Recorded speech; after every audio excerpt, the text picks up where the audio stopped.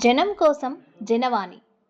ఢిల్లీని ముంచెత్తిన యమునా నది వరదలు, చెరువుల్లా మారిన ఢిల్లీ వీధులు.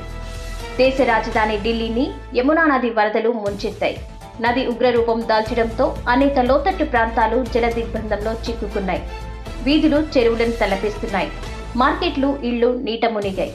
బుధవారం మధ్యాహ్నం 1 గంట సమయానికి యమునా నది నీటి మట్టం ప్రమాదకర స్థాయిని దాటి ప్రవహిస్తుండటంతో అధికార యంత్రాంగం అప్రమత్తమైంది.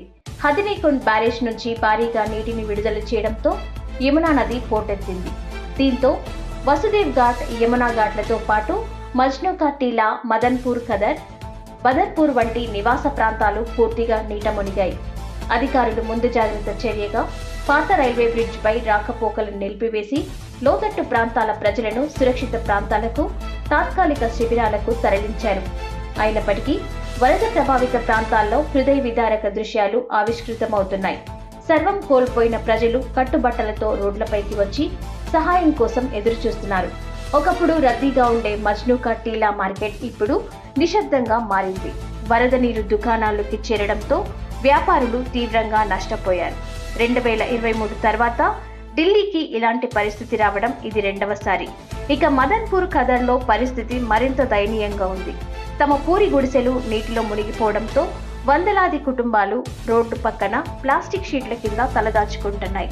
ముఖ్యంగా మహిళలు టాయిలెట్ సౌకర్యం లేక తీవ్ర ఇబ్బందులు పడుతున్నారు.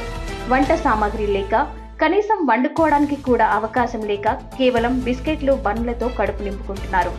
యమునా బజార్, బదర్పూర్ ప్రాంతాల్లో ఇల్లు, దుకాణాలు నది మధ్యలో ఉన్నట్లు కనిపిస్తున్నాయి.